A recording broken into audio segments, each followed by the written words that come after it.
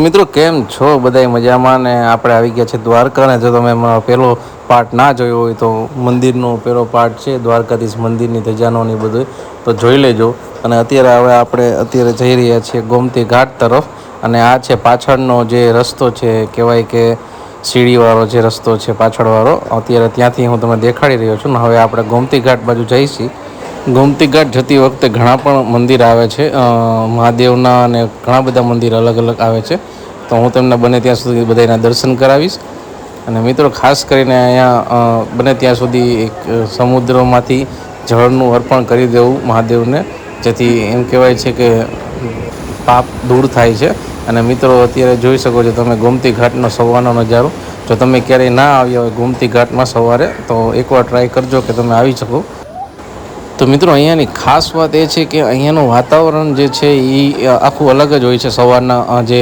Time છે અત્યારે 7 વાગ્યાનો અને મિત્રો જે સૂર્યોદય થઈ રહ્યો છે આ એક સવારની અનુભૂતિ જે છે એ આખી અલગ જ વસ્તુ છે જેથી તમને અહીંયા જ ફીલ આવશે જો તમે સવારના જો ગોમતી ઘાટ તરફ તમે ખાલી ચક્કર પણ લગાવશો ને તો પણ મન પ્રફુલ્લિત થઈ જશે અને વાત કરીએ તો અત્યારે જો શ્રદ્ધાળુઓ અત્યારે નાહી રહ્યા છે અને પાણી હજી એટલું બધું ઉપર છે નહીં ભરતી ચાલુ જ છે પણ પાણી હજી એટલું બધું નથી આવ્યું તો તમે આરામથી સ્નાન પણ કરી શકો છો અને હજી પણ આગળ જઈ શકો છો જો અત્યારે મિત્રો અહીંયા સ્નાન કરી રહ્યા છે શ્રદ્ધાળુઓ બધા અને ખાસ કરીને બધાને એક જ વિનંતી કે જ્યારે પણ સ્નાન કરો ત્યારે બહુ અંદર ન જતા કેમ કે અહીંયા ડૂબવાના ચાન્સીસ પણ વધારે જ છે કેમ કે મોજા બહુ આવે છે અત્યારે તો ખાસ કરીને ધ્યાન રાખો કે વધારે અંદર ના જવું બને ત્યાં સુધી એમ લાગે કે અહીંયા સુધી છે સારખું પાણી કમર સુધી તો સ્નાન કરી લેવું ત્યાં જ તો મિત્રો અત્યારે વ્યૂનો નજારો તમે માણી શકો છો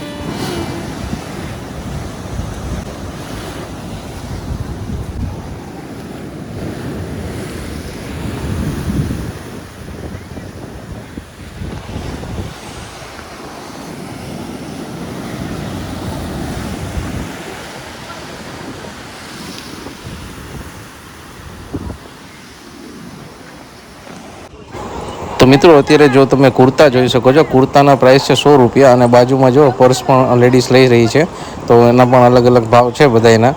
કુર્તા બધા 100 રૂપિયા ફિક્સ પ્રાઇસ છે, અને અલગ અલગ કુર્તા છે, રાધે રાધે લખેલા છે અને ઓમ નમઃ શિવાય લખેલા પણ છે, અને જે આપણે ટ્રેન્ડિંગ મેં જોતા હોય એ બધા છે, મળી જશે તમને અહીંયા.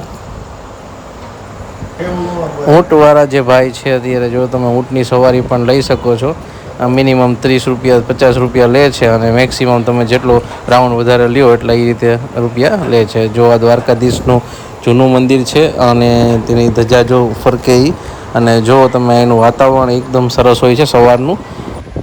તો પહેલાં તો ચા પી લઈએ આપણે. હવે ચા પીને પછી હવે આગળ બજારનું હજી પણ હું તમને, દિવસ થઈ ગયો છે તો બજાર ખુલી જશે આખી. તો મિત્રો ગોમતી ઘાટ એટલા માટે પણ પ્રખ્યાત છે કે અહીંયા જો તમારા તમારા પૂર્વજોના અસ્થિ જો પધરાવવામાં આવે તો પણ તમે વૈકુંઠમાં સ્થાન મળે છે એવું કહેવામાં આવે છે, અને મોક્ષ પ્રાપ્તિ પણ થાય છે. તો અહીંયા પિતૃ કાર્ય પણ થઈ શકે છે, અને કરે જ છે અત્યારે મિત્રો અહીંયા બ્રાહ્મણો. તો તમે એ પણ કરાવી શકો છો. અને ખાસ કરીને કોઈ પણ મિત્રો જે દ્વારકા આવ્યા હોય તે કોમેન્ટમાં જરૂર જણાવજો કે દ્વારકામાં તમે કઈ કઈ જગ્યાએ આવ્યા હતા, અને હું પોસિબલ હશે એટલું બધું તમને જણાવીશ દ્વારકામાં શું શું છે અને શું શું નવી નવી વસ્તુ આવી છે, અને એ પણ જણાવીશ. તો બસ બન્યા રહો મિત્રો, લાઇક શેર સબસ્ક્રાઈબ કરવાનું ભૂલતા નહીં. અને હવે આપણે જઈશું થોડીક જ વારમાં બજારમાં, જેથી કરીને બજાર પણ હું તમને દેખાડી દઈશ. અને જોઈ શકો છો તમે વ્યૂ અત્યારનો સવારનો વ્યૂ. હજી પણ માણસોનું એમ કહેવાય કે ક્રાઉડ હજી એટલું જ છે, માણસો હજી વધતા જાય છે. અને પાણી જોવો તમે વધી ગયું છે એટલી જ વારમાં. જે પહેલાંનું પાણી હતું એના કરતાં અત્યારે પાણી વધી ગયું છે. તો ખાસ કરીને મિત્રો અહીંયા સ્નાન કરવામાં ધ્યાન રાખવું, બહુ જ જોખમી છે. આગળ તો સ્નાન કરવું જ નહીં, બને ત્યાં સુધી પગથિયે બેસીને સ્નાન કરવું. અને બસ એટલું જ કહેવાનું મિત્રો કે સેફ્ટી ફર્સ્ટ મિત્રો. સેફ્ટી તમે રાખશો તો વધારે સારું. ને અહીંયા જો તમને લોટ પણ મળી જશે, અને દીવા તમારે જો રાખવો હોય તો તમને દીવા પણ રાખવાનું મળી જશે તમને. 20 રૂપિયા 10 રૂપિયા લે છે મિત્રો અત્યારે ખાલી અહીંયા લોટના ને બધું. અને બાકી જો બજાર અત્યારે ચાલુ થઈ ગઈ છે, ત્યારે ચુંદડીથી માંડીને બધી તમને મળી જશે રાધે રાધે વાળી.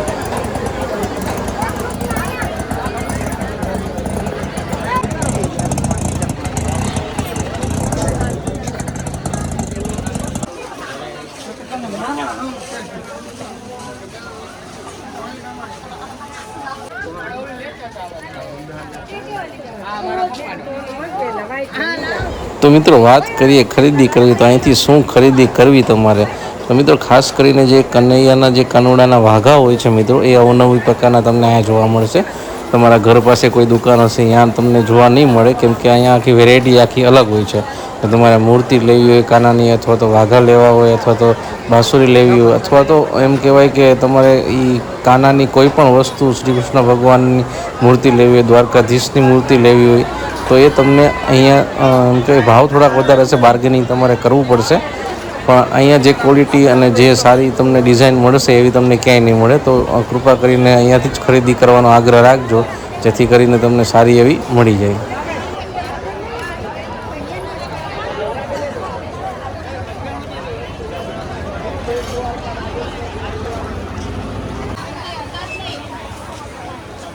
જોઈ શકો છો મિત્રો કૃષ્ણ ભગવાનની મૂર્તિ કેવી મસ્ત છે, અને અતિ પ્રિય લાગે છે મિત્રો. અને તમે બધા જોઈ શકો છો દ્વારકાધીશના એમ કહેવાય કે મૂર્તિ નાનાથી માંડીને મોટે સુધીની.